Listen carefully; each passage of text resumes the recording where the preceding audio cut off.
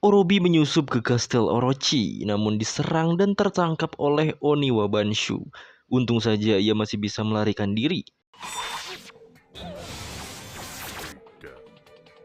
Sementara itu, bersama para anak buahnya, Shogun Orochi mengadakan pesta. Lalu yang ditemukan Chopper di pesisir pantai Kuri adalah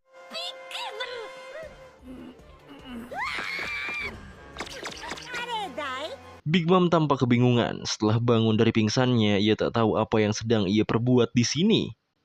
Okiku dan Otama juga malah menanyakan keadaannya sekarang, sehingga Chopper yang tahu siapa itu Big Mom semakin ketakutan.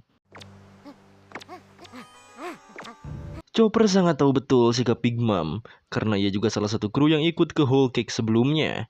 Big Mom juga menanyakan siapa namanya sendiri karena ia beneran hilang ingatan. Dengan polosnya, Otama niat menjawab pertanyaan Big Mom. Saat dia hendak mengatakan Big Mom, Chopper langsung menghentikan dan memberi nama Big Mom yaitu Olin.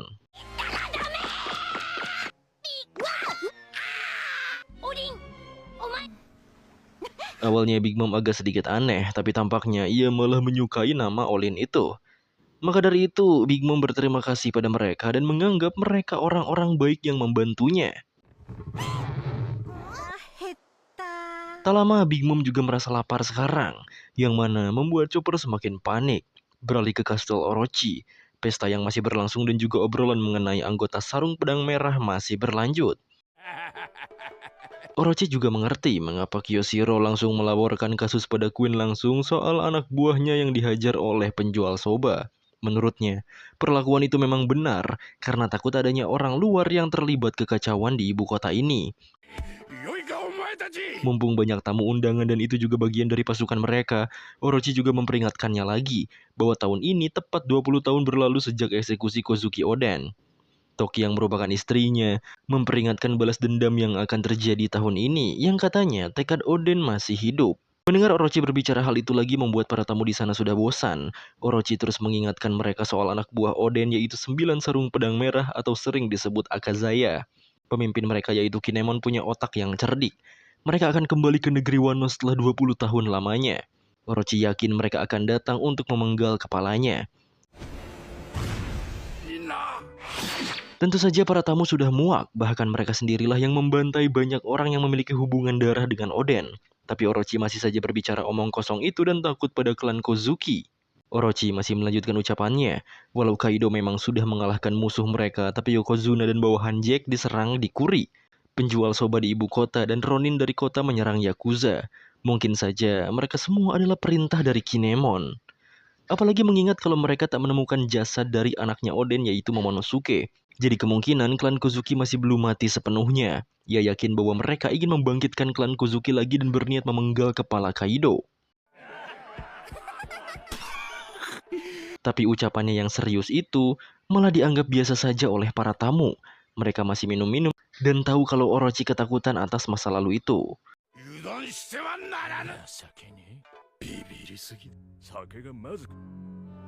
Dalam semua ucapan Orochi dan respon para tamu, Robin menyimpulkan kalau Orochi sangat mempercayai ramalannya. Meski begitu, tampaknya bawahannya tak peduli.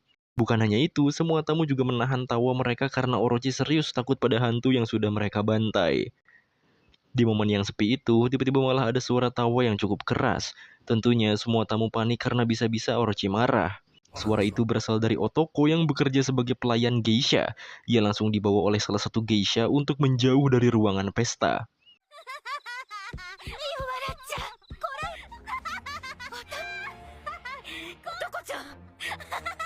Mendengarnya, Orochi benar-benar marah besar. Apalagi ia merasa kalau anak itu meremehkannya karena menganggap takut pada dendam musuh 20 tahun lalu.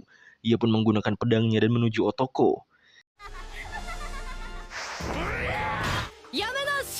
Keadaan yang semakin rancu membuat Komurasaki berdiri dan menghentikan Orochi. Tapi Orochi tetap tak mendengarkannya. Semua orang semakin panik, apalagi geisha yang mengenal Otoko karena mereka mengenal kebiasaan anak itu.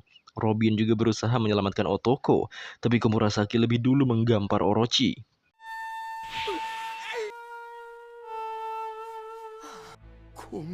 Tindakan Komurasaki membuat Orochi agaknya gentar. Para tamu di sana langsung memerintahkannya sujud untuk meminta maaf. Tapi Komurasaki tak sudi. Ia tak akan sujud pada siapapun selama merasa tindakannya benar. Orochi menyayangkan tindakannya itu, padahal ia sudah berniat menjadikannya istri. Komurasaki tetap tak peduli. Jika Orochi hanya menginginkan wanita lemah, maka ia mempersilahkan membunuhnya saja. Karena Komurasaki bukan wanita yang seperti itu. Ia juga mengaku anak dari seorang samurai dan tak akan hidup di bawah penghinaan. Tentunya Orochi semakin marah jika ada yang menentangnya. Ia juga mengatakan kalau Komurasaki hanya pelacur dan tak ada hak berkata apapun. Ia langsung merubah wujudnya.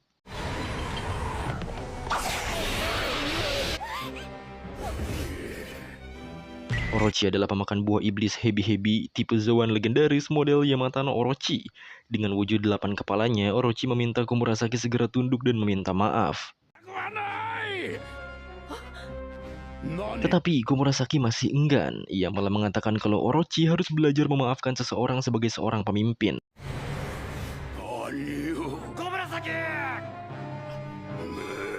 Orochi yang semakin kesal jadi menyerang membabi buta di pesta itu. Sementara itu, Robin membawa kabur Otoko, tapi sayangnya ia diketahui oleh para ninja yang mencarinya.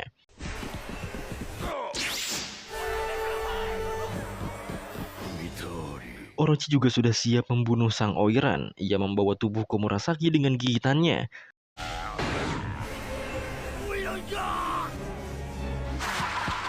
Robin berusaha kabur dari kejaran para ninja. Sementara itu, Brook dengan mode hantunya mengejar ninja lain.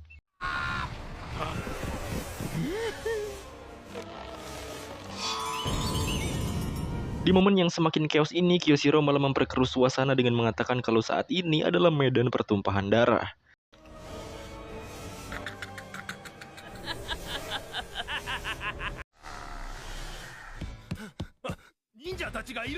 Keadaan kacau itu membuat salah satu tamu yang kebetulan melihat ninja di ruangan pesta itu meminta mereka menghentikan aksi gila dari sang shogun. Tapi ninja itu menolak, karena shogun bebas melakukan apapun, dan tak ada seorang pun yang bisa mengaturnya.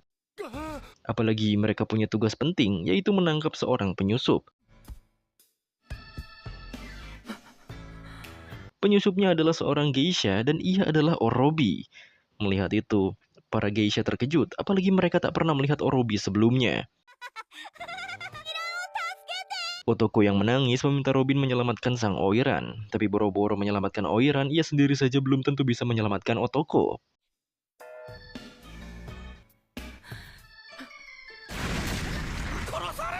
Di momen genting itu, ada keributan di sisi lain. Ternyata itu para ninja yang terus dikejar-kejar oleh Brook.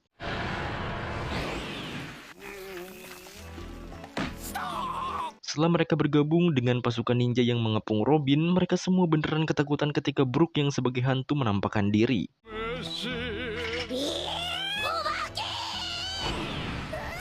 Kedatangan Brook cukup membantu Robin yang terdesak. Disitulah Robin meminta Brook terus melanjutkan aksinya.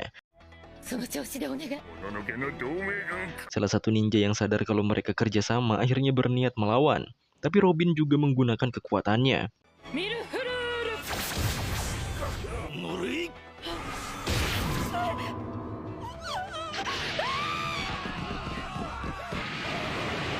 Nami yang berada di atap bersama Shinobu melihat keadaan benar-benar ribut.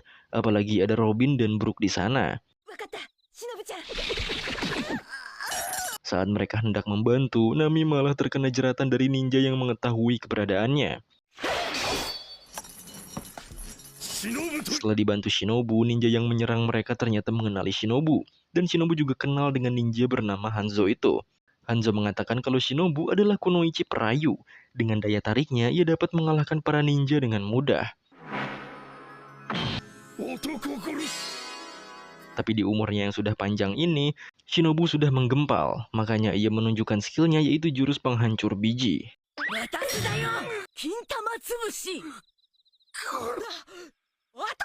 Setelah membuat Hanzo terkapar, Shinobu menggunakan buah iblisnya untuk menerobos masuk ke bawah.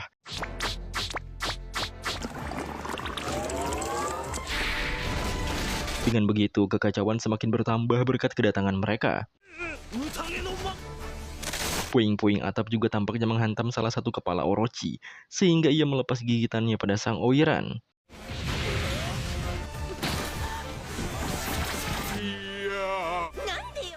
Kedatangan Nami juga membantu Robin dan Brook. Disitulah mereka bertarung bersama.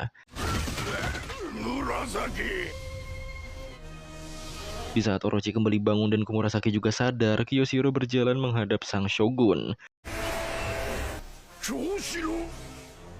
Ia yang melepas sarung pedangnya malah bertanya kesiapan Komurasaki, dan Oiran itu menjawabnya dengan serius kalau ia sudah siap.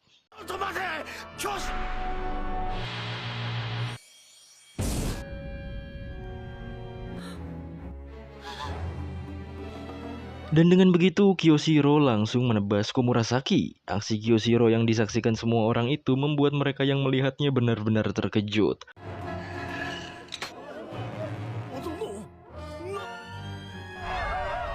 Orochi yang bereaksi sama langsung menanyakan apa maksud dari kelakuan Kyoshiro itu, karena Orochi sendiri tak memberikan izin untuk membunuh. Kyoshiro menjawab bahwa ia hanya memberikan ampunan samurai pada Komurasaki. Ia memegang teguh aturan, siapapun yang menentang shogun, ia sudah melakukan kejahatan besar, dan ini adalah aturan yang tak bisa diubah. Perbuatan yang jauh itu tentu untuk menunjukkan kesetiaannya. Diam-diam Kyoshiro juga menemukan kertas berisikan pesan, lalu ia menyimpannya. Sekarang, Orochi masih mengamuk. Ia akan melampiaskannya pada Otoko karena ialah yang memicu ini semua.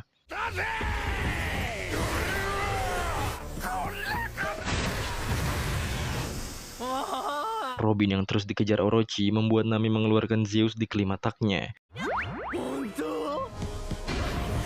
Brook yang masih mengejar para ninja sekarang juga diserang balik. Para ninja itu sadar kalau hantu yang mengejarnya tak menyerang. Para penjaga di kastil Orochi juga langsung dikerahkan. Mereka berbondong-bondong masuk naik ke ruangan pesta. Dengan kombinasi dari awan Zeus, Nami akhirnya menyerang Orochi dengan petir yang besar.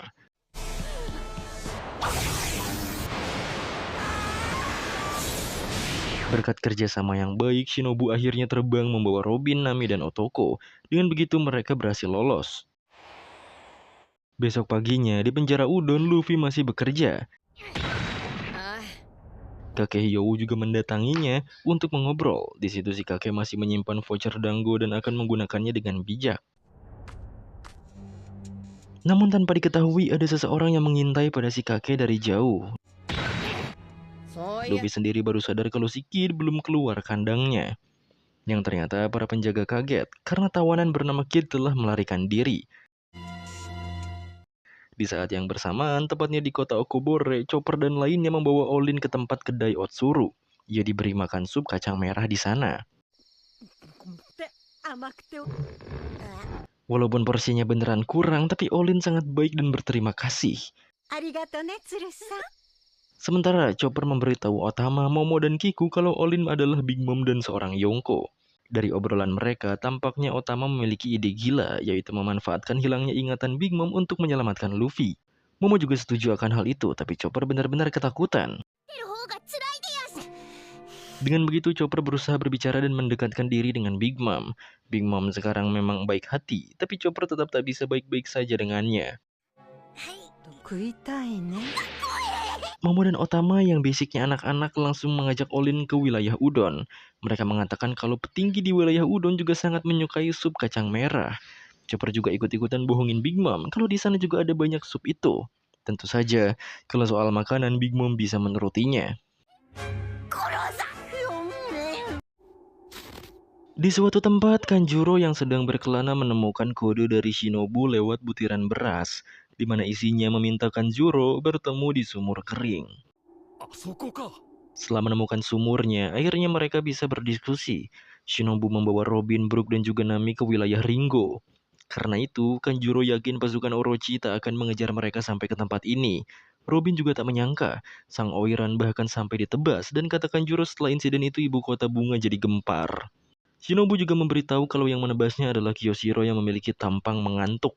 Tapi Kanjuro tak pernah mendengar nama itu. Yang ia tahu bos Yakuza terkenal saat 20 tahun lalu adalah Hyogoro sang bunga. Menurut Shinobu, jika pemimpin Yakuza adalah Hyogoro yang menjunjung tinggi harga diri dan suka menolong orang lemah, kejadian penebasan tadi pasti tak akan terjadi. Karena itulah Kyoshiro memang orang yang mengerikan. Robin juga mengkhawatirkan Otoko yang mereka tempatkan di rumah bordil milik Kyoshiro. Menurut Brook, walau Orochi marah pada anak itu, seharusnya mereka takkan tega menangkap anak kecil itu. Tapi kata Nami, Kyoshiro sendirilah yang menebas Oiran dari tempat hiburannya sendiri. Jadi mereka seharusnya kembali ke ibu kota saja. Brook juga setuju, dan mereka harus beristirahat di pemandian air panas nantinya. Begitu juga dengan Kanjuro, saat istirahat nanti bisa sekalian penyelidikan. Tapi menurut Shinobu, mereka harus menyamar karena sumber air saja dikuasai oleh Orochi. Kanjuro juga menanyakan informasi apa saja yang didapatkan oleh Robin. Tapi sayangnya, Robin tak mendapatkan informasi apapun selain kehidupan sehari-hari Orochi. Tapi berbeda dengan Brook, ia mengatakan kalau sebelumnya menemukan poneglyph, tapi bukan yang warna merah. Tempatnya di ruangan bawah tanah yang tertutup oleh pintu kuat. Dengan begitu, Robin menyimpulkan kalau batu petunjuk menuju Love Tale atau Road Poneglyph sepertinya memang berada di Onigashima. Intinya, informasi mereka cukup banyak didapatkan dan misi mereka dianggap lancar. Sementara di ibu kota, koran harian tampaknya membuat ramai para penduduk. Di sana koran harian itu mengabari kalau idola terbaik kota bunga yaitu Sang Oiran telah ditebas oleh bos Kyoshiro di pesta Shogun. Berita itu sampai ke kota Ebisu dan membuat Sanji bersedih. Sanji juga masih menyimpan red suit-nya. Franky dan Usopp juga jadi mengkhawatirkan Robin dan lainnya. Setelah tahu kabar ini, makanya Usopp berniat menghubungi mereka. Tapi entah mengapa kelakuan mesum Sanji kembali terasa. Karena ia malah berniat menggunakan kekuatan red suit menghilangnya untuk mengintip di pemandian air panas. Mereka juga mencari berita soal Luffy, tapi yang ada di koran itu malahan kabar Kid yang melarikan diri dari penjara Udon. Menurut Lau, sangat wajar jika Kid berada di negeri ini. Karena mereka juga telah melihat Hawkins yang kabarnya mereka beraliansi. Makanya dari itu Lau berpikir bakalan ada sesuatu yang terjadi di Udon. Karena Sanji malah fokus ke pemandian terus, ia dihantam oleh Usopp dan Franky sehingga red suit-nya jadi mainan para bocah.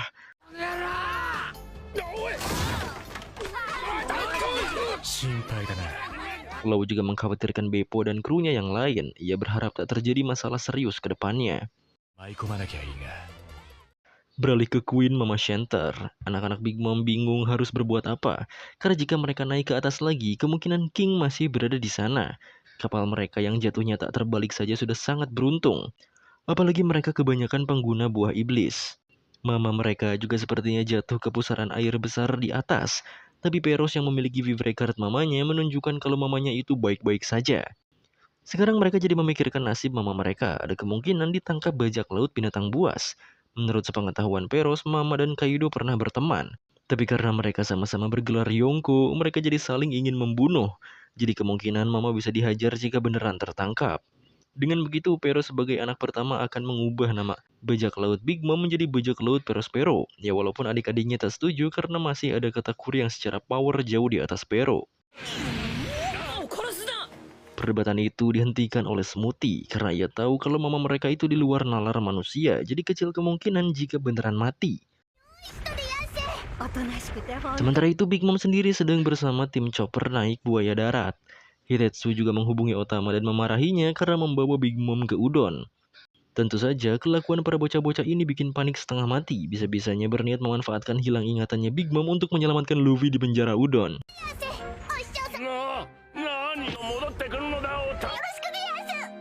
Karena Olin mendengar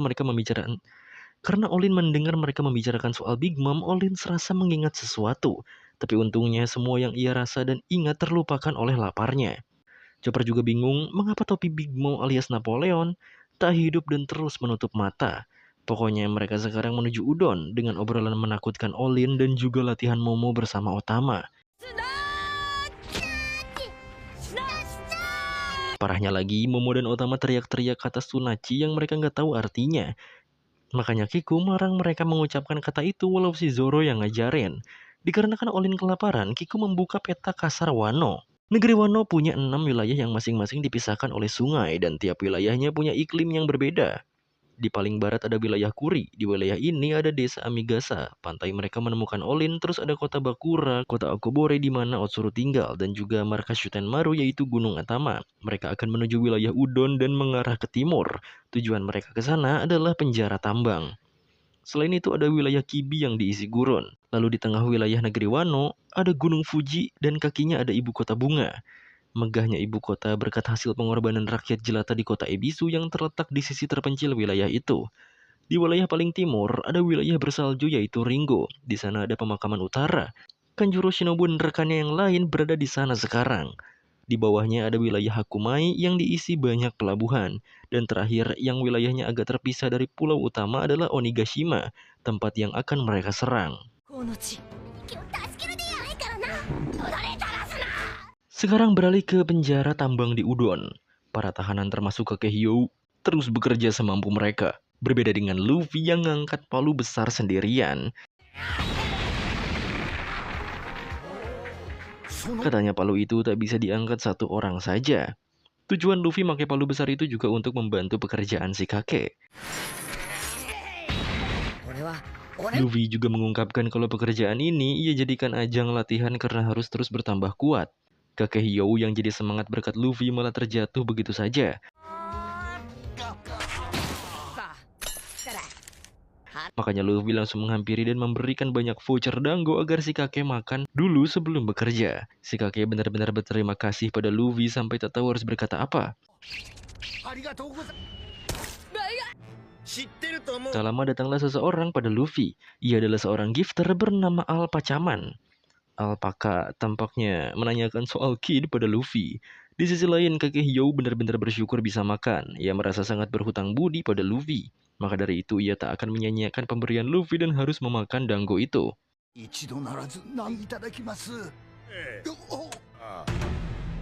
Tapi baru saja mau makan, ada wakil kepala sipir bernama Daifugo, seorang gifter kalajengking. Sementara itu, Alpaka mengira Luffy membantu Kid kabur. Tapi ia tak khawatir karena mereka pasti menangkap Kid karena Kid kabur dengan menggunakan batu laut.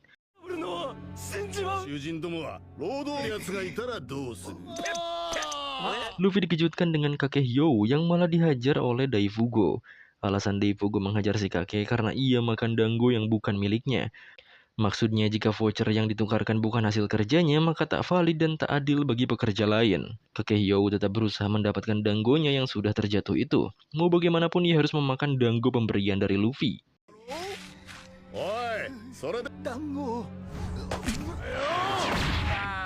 Tapi si Daifugo menginjak-injak kakek Hyo agar dango itu dimuntahkan. Tapi si kakek berhasil menelan dangonya.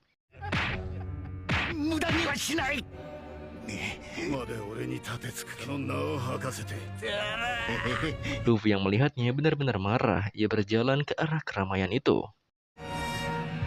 Di sisi lain penjara, tempatnya di menara petinggi, seorang petugas menyerahkan kunci borgol batu laut pada seorang gifter kepiting yang tugasnya menjaga kunci itu. Katanya kunci itu terjatuh. Orang itu pun memerintahkan si kepiting segera menaruh kunci itu di tempatnya. Karena kunci borgol pengguna buah iblis harus disimpan seaman mungkin. Kalau mereka lengah dan malah ada tahanan pengguna buah iblis yang kabur, merekalah yang akan dipenggal. Saat si kepiting lengah dan sadar kalau ia belum pernah melihat penjaga ini sebelumnya, orang itu pun langsung membawa kunci borgol batu laut dan kabur dari sana.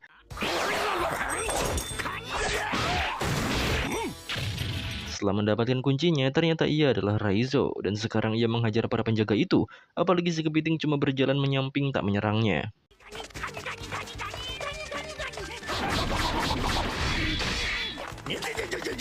Balik ke kakek Hyo terus ditanyai siapa yang memberinya voucher dango sebanyak itu, tapi ia tak memberitahunya sebagai tanda menghormati orang yang telah membantunya beberapa kali.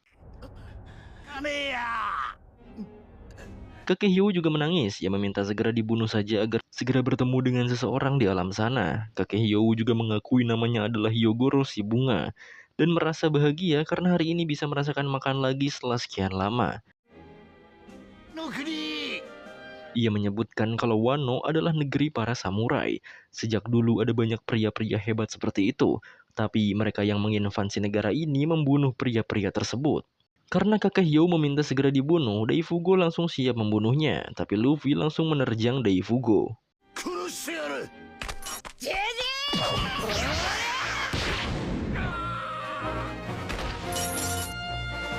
Aksi Luffy lagi-lagi membuat kakek Hyogoro bersedih. Sekarang karena Luffy menghajar penjaga secara terang-terangan, maka ia akan dieksekusi.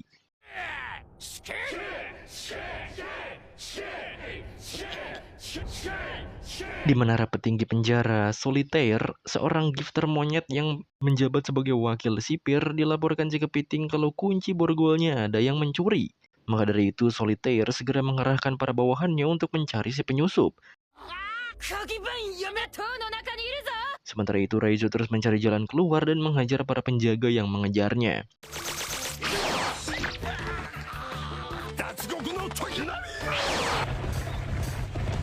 Di luar, tampaknya Queen sedang menuju penjara tambang udon. Saat sampai, ia langsung disambut oleh para penjaga penjara di sana.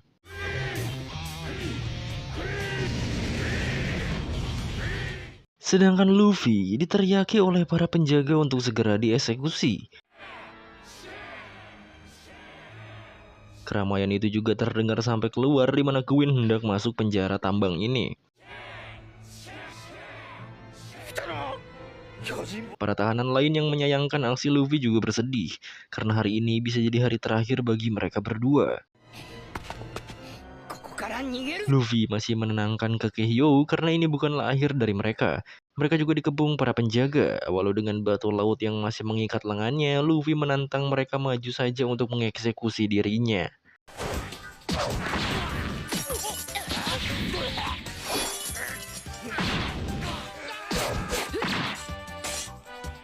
Luffy berhasil melawan para kroco itu sampai membuat Daifugo kesal. Padahal si Luffy udah pakai borgol batu laut.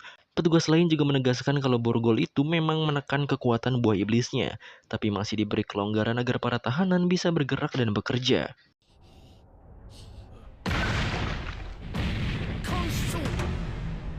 Kepala sipir pun datang. Ia menjelaskan kalau batu lautnya berfungsi, tapi mental anak itu saja yang di luar nalar. Ia adalah Babanuki, seorang gifter gajah. Luffy hanya tersenyum. Ia mengatakan kalau dirinya sedang latihan, makanya ia ngajak si Babanuki sparring untuk ngetes kemampuannya. Tapi si Babanuki menembakkan meriam di gading gajahnya, Luffy malah terkena serangan itu.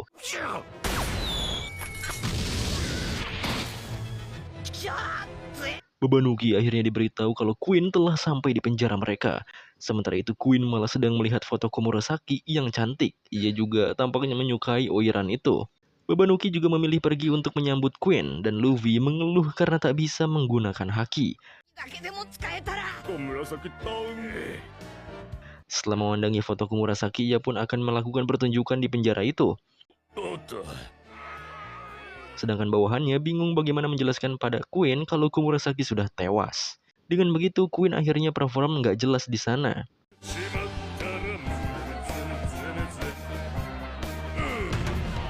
Seperti yang kita tahu, Queen adalah kepala petinggi kelompok bajak laut binatang buas dengan harga buronan 1.320.000.000 berry.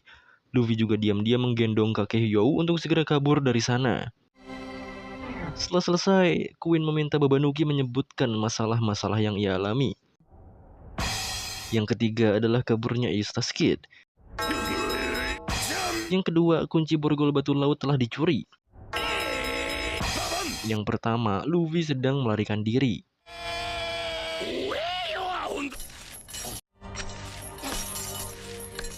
Luffy sendiri terus berusaha memanjat agar bisa kabur dari sana.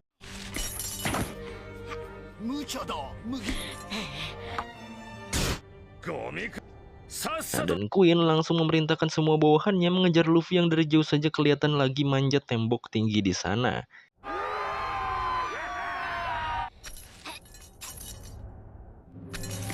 Ujung-ujungnya Luffy harus bertahan dan menghindari lemparan dari para pengejar.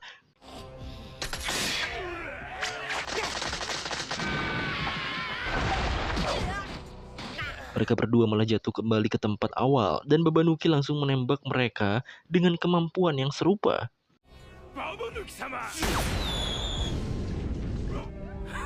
Di sisi lain, Raizo yang telah mendapatkan kunci borgolnya malah datang ke jeruji Luffy sebelumnya. Tentu saja di sana kosong, tak ada orang.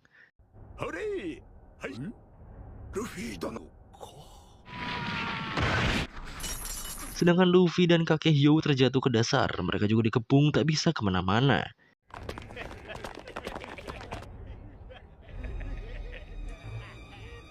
Disitulah Luffy berusaha melawan mereka sembari memegangi kakek Hyo.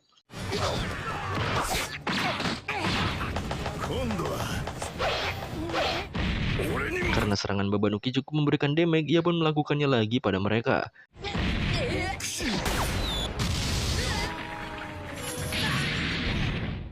Mereka berdua pun kembali ditangkap. Dan sepertinya Queen berniat membicarakan sesuatu dengan mereka berdua. Di kota Ebisu, Law, Frankie, dan Usopp bertemu Tonoyasu dan diberikan rumah singgah yang kosong. Alasan rumah-rumah di sana banyak yang kosong karena penghuninya meninggal akibat kelaparan. Tonoyasu berbaik pada mereka karena mereka adalah rekan Zorojuro yang ia kenal. Kata Tonoyasu, kedatangan mereka cukup terlambat karena Zorojuro telah pergi dengan alasan pedangnya dicuri seseorang. Jadi ia berusaha membawa pedangnya kembali. Selain Zoro yang sudah pasti tersesat lagi, Law juga menanyakan di mana Sanji. Padahal sebelumnya mereka bersama. Frankie dan Usopp pun mulai sadar kalau si Sanji pasti ke pemandian air panas buat ngintipin cewek pakai red suit-nya. Kita beralih ke ibu kota tempat pemandian air panas. Di sana Shinobu, Robin, dan Nami berendam terlebih dahulu. Walaupun ujung-ujungnya mereka agak terkejut karena ternyata itu pemandian campuran. Pada akhirnya Shinobu menggunakan jurus penghancur biji pria pada mereka yang terus memperhatikan.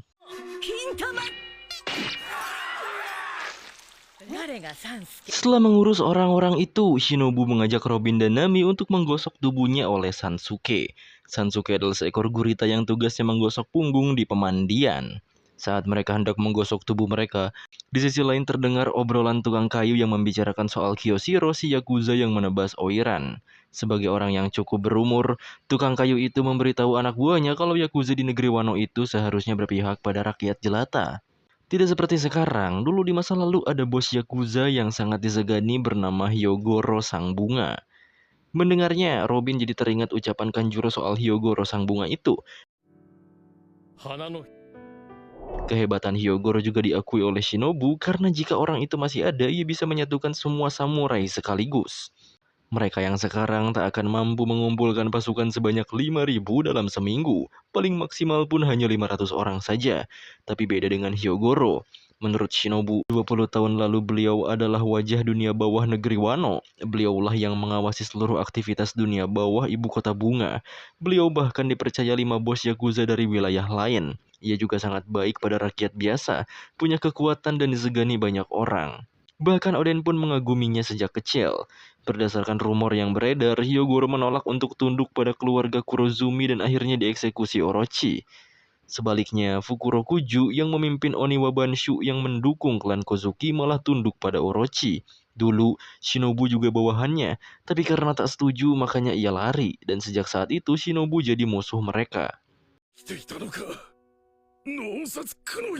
Tapi pada saat ini, nama Hyogoro hanyalah sebuah legenda saja di negeri ini. Padahal orang yang mereka bicarakan sedang bersama Luffy di penjara Udon. Mereka sedang menghadap Queen yang terus mengajak mereka untuk tunduk pada Kaido agar bisa dimaafkan. Tapi mau gimana pun, Luffy tak mau. Sementara itu, Raizo yang sudah mendapatkan kunci borgo Luffy akhirnya ngerti kalau situasinya lebih genting. Queen sendiri tak menyangka kalau orang legendaris seperti Hyogoro bernasib buruk di penjara ini. Padahal Kaido dan Orochi terkesan padanya di masa lalu. Para tahanan yang mendengar juga bingung. Apakah kakek itu adalah Hyogoro yang mereka kenal? Tapi Hyogoro terus meminta ampunan pada Queen untuk Luffy. Dan Queen sepertinya memiliki ide bagus. Raizo yang terus mengintip malah mendengar seseorang menyapanya. Orang itu langsung menanyakan kabar Momonosuke pada Raizo yang ternyata ia adalah Kawamatsu. Mereka pun akhirnya bertemu lagi setelah 20 tahun lamanya. Khususnya untuk Kawamatsu yang merasakan 20 tahun berjalan. Raizo pun memberitahu pertarungan akhirnya sekitar 9 hari lagi saat malam festival api. Maka dari itu, Raizo akan mencari cara untuk membebaskan rekannya ini. Buruknya, Raizo malah diketahui oleh para penjaga di sana, sehingga ia langsung dikejar dan menghilang.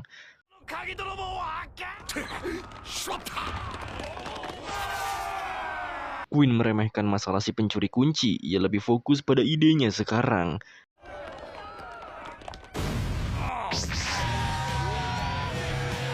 Katanya, mereka akan bermain sumo. Luffy dan kakek Hyou juga dipasangi borgol di leher mereka.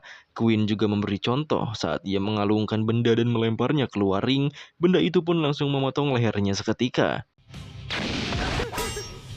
Pokoknya siapapun yang kalah dari permainan sumo dan keluar dari ring, ia akan terpenggal otomatis.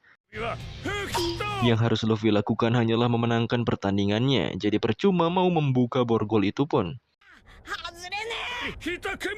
Tapi kalau di tengah pertandingan mereka memutuskan untuk bergabung dengan bajak laut mereka, maka akan langsung dilepaskan. Sementara itu, permainannya, Luffy dan Hyogoro akan bersama melawan semua anak buah Queen yang ada di sana secara bebas. Mau menambahkan berapapun orangnya atau menggunakan senjata juga tak masalah, kecuali Luffy dan Hyogoro. Tapi kelebihannya, Queen melepas borgol batu laut mereka berdua. Raizo yang melihatnya kaget karena artinya kunci yang ia curi bukan kunci borgol si Luffy. Luffy sepertinya akan serius. Ia bertanya semisal ia bisa ngalahin Queen, apakah mereka akan bebas? Semua bawahan Queen yang mendengar ucapan Luffy benar-benar ngakak. Karena mana mungkin ia bisa mengalahkan Queen.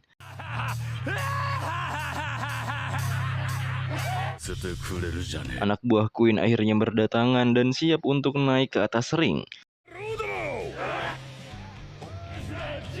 Mereka akan menunjukkan betapa tak masuk akalnya pertandingan sumo ini, apalagi kemungkinan selamatnya adalah 0. Dengan begitu, Queen memerintah anak buahnya itu naik semua ke atas ringnya. Selain jumlah mereka yang banyak, mereka juga membawa senjata. Para tahanan yang menonton juga sudah pasrah. Mereka sudah yakin kalau kakek Hyou dan si Luffy akan segera tewas. Tapi Queen meminta para tahanan itu tetap menontonnya karena ini akan jadi ajang pembelajaran untuk mereka yang berani menentang. Kakek Hyou juga lagi-lagi meminta maaf karena ulahnya Luffy jadi terseret masalah serius kembali. Tapi Luffy meminta si kakek terus berada di dekatnya saja. Anak buah Queen pun langsung maju semua ketika pertandingan dimulai. Tapi Luffy langsung menggunakan Hausokunya dan mengalahkan mereka semua tanpa menyentuh.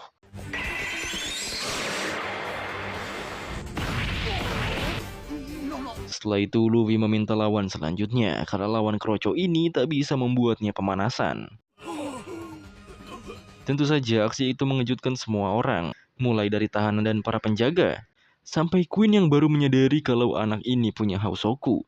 Makanya ia meminta anak buahnya yaitu anggota Placer atau para pemakan buah iblis Smile naik ke ring.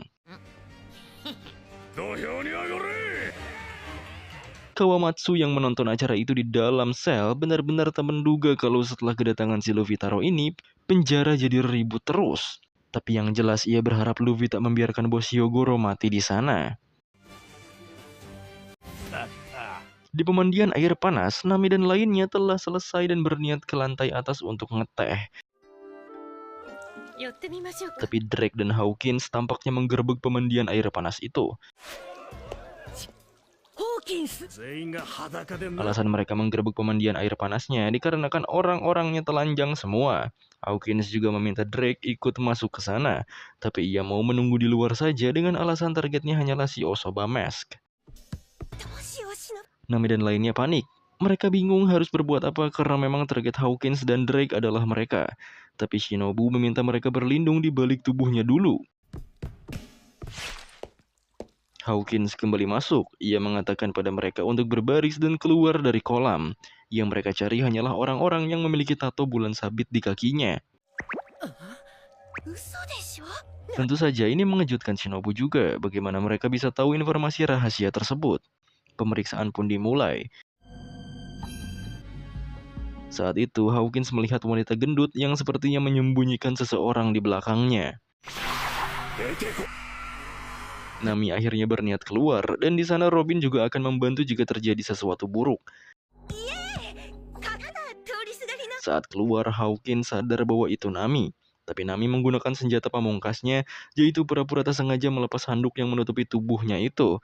Semua pelanggan baik pria maupun wanita langsung terpesona dan pingsan setelah melihat Nami tanpa apapun.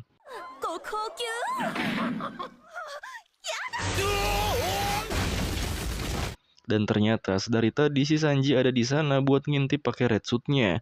Tapi saking seksinya Nami, ia jadi kehilangan kendali atas red suit-nya, lalu mimisan sampai pusing. Hawkins akhirnya memanggil Drake kalau Osoba Mask berada di sana. Tapi saat Drake masuk, ia juga sama aja karena gak kuat lihat cewek-cewek handukan doang. Hawkins tahu kalau Drake dari North Blue sama seperti dirinya. Seharusnya Drake tahu siapa itu Jerma Double Six. Dan benar saja, Drake terkejut kalau Steel Black dari Jerma alias musuh Sora ini berada di depannya. Hawkins dan Drake reaksinya sama aja kayak Law karena mereka sama-sama dari North Blue. Tampaknya mereka juga mengagumi kisah tersebut, baik Sora sebagai hero-nya ataupun Jerma sebagai villain-nya. Para pengunjung pemandian akhirnya berlarian bersama setelah kejadian itu, dan Nami akan memanfaatkan momen ini untuk kabur. Awalnya Hawkins menjegal mereka, tapi tentu saja Sanji menahan setiap serangan mereka berdua.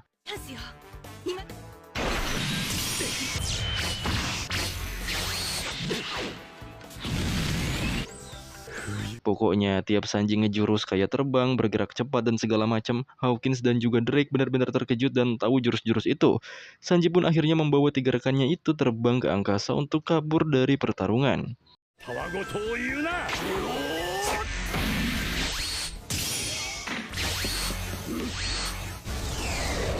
Si Drake malah bilang kalau Steel Black memang hebat walau dia musuhnya dan kabur, sementara Hawkins berniat mengalahkannya lain kali. Di udara, Robin mengkhawatirkan Sanji yang kayaknya kekurangan darah. Tapi Sanji tak peduli karena ia sudah melihat tubuh Nami. Dan yang terpenting mereka akan ke Ebisu sekarang. Mereka juga membicarakan bagaimana Hawkins dan Drake mengetahui soal tato bulan sabit di kaki, yang artinya informasi mereka sudah bocor. Sanji juga memberikan kabar buruk saat tadi ia pergi menuju pemandian, Beppo dan lainnya malah tertangkap. Dan para bawahan bajak laut binatang buas pasti akan menggunakan mereka sebagai sandera untuk memancing Law. Law pasti akan menyelamatkan teman-temannya. Gitu-gitu Law juga peduli dengan mereka. Balik ke penjara Udon, Luffy masih terus bertarung melawan anak buah Queen dengan sangat mudah.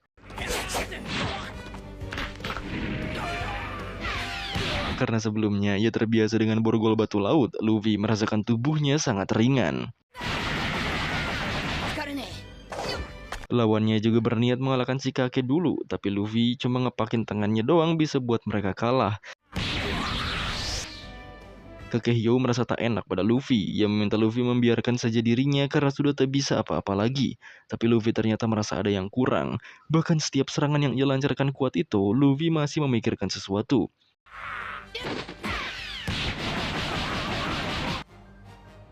Kalau kekuatan Luffy tak upgrade, ia tak akan bisa mengalahkan Kaido.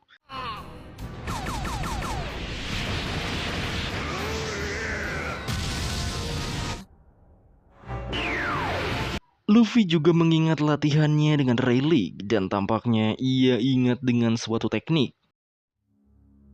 Sementara itu, di wilayah Ringo, ada seorang samurai yang menebas samurai lain lalu membawa senjata lawannya. Tampaknya ia memiliki banyak senjata di punggungnya, dan ia juga terus berniat membawa senjata-senjata lain.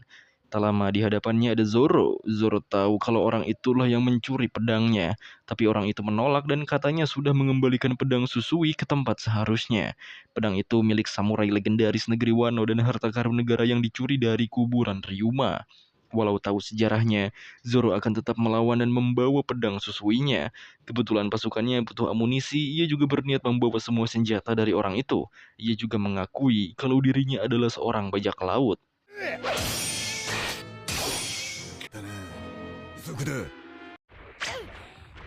Beralih ke tim Chopper.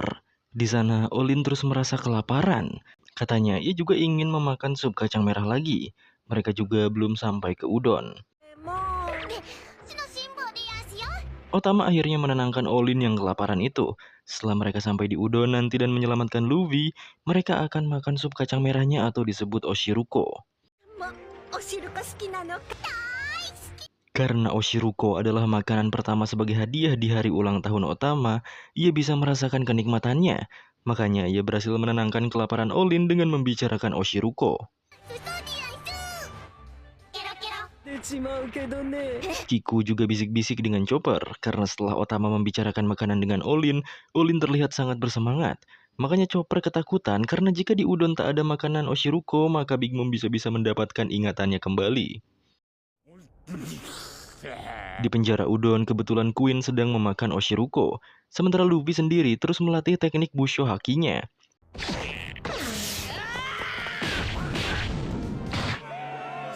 Luffy lagi-lagi memenangkan pertarungannya, tapi ia masih belum paham bagaimana teknik yang digunakan Rayleigh saat itu. Kakek You tentu bingung apa yang dimaksud Luffy, dan Luffy hanya mengatakan kalau teknik yang digunakan Rayleigh seharusnya membuat pukulannya menjadi ringan. Luffy masih ingat betul kalau Rayleigh mengatakan untuk menganggap kalau Busho seperti zirah tak terlihat, apalagi ia sendiri yang menyaksikan bagaimana Rayleigh menjatuhkan seekor gajah tanpa menyentuhnya. Luffy sadar kalau haki yang ditunjukkan Rayleigh padanya memang berada di level luar biasa. Kalau saja Luffy bisa menguasai tingkatan lanjut dari Busho Haki, maka ia juga bisa mengalahkan Kaido nantinya. Di sisi ring, Daifugo meminta dirinya saja yang masuk ring agar eksekusinya bisa dilakukan dengan cepat. Tapi Queen lebih memilih membiarkan semua itu berjalan dan menunggu di mana Luffy terus kehilangan semangat dan tenaganya. Lalu mati secara menyedihkan. Balik Luffy, ia tentu akan melatih hakinya dalam pertandingan ini. Tentunya sesuai clue dari Rayleigh untuk menganggap seakan zirah tak terlihat.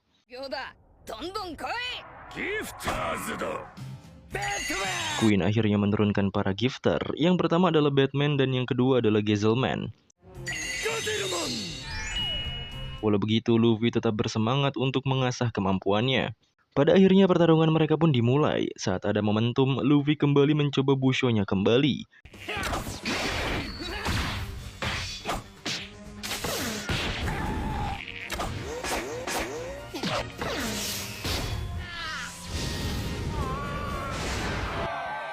Pukulan kuat Luffy pada Batman membuatnya kembali menang.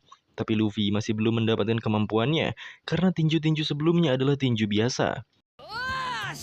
Melihat Luffy yang menang beruntun dan malah menjadikan semua ini latihan membuat kakek You terus memperhatikan. Beralih pada Zoro yang sedang duel dengan seorang samurai. Di sana Zoro mengatakan kalau dirinya pernah bertemu Ryuma, dan tentu saja samurai itu tak percaya sama sekali.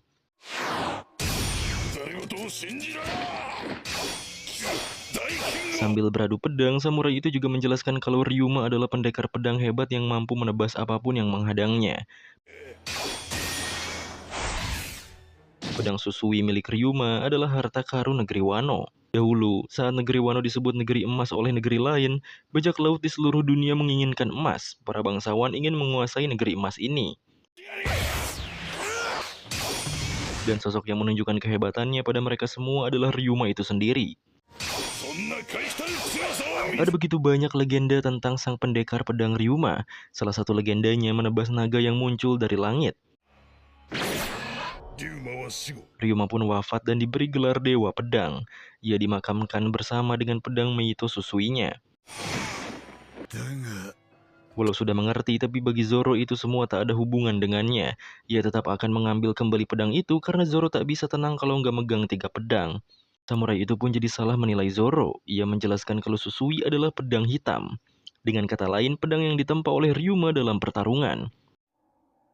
Mendengar penjelasannya membuat Zoro jadi teringat soal konsep pedang hitam yang selalu membuatnya penasaran.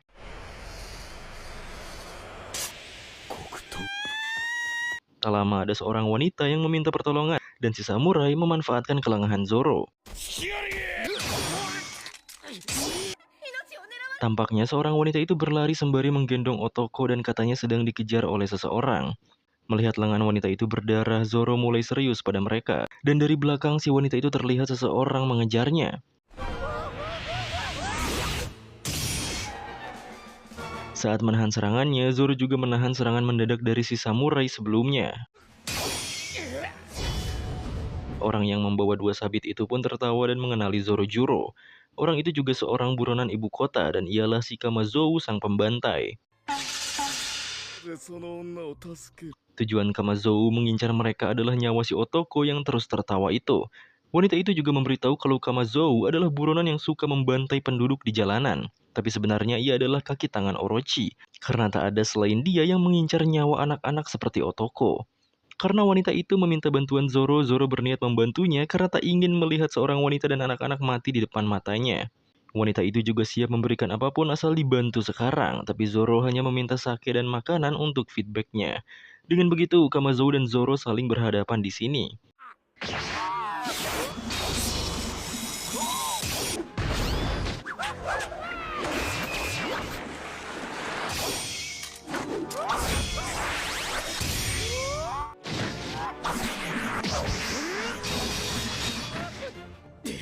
Saat Zoro melempar kimono yang seakan menghalanginya, ia mulai serius dan nyengir.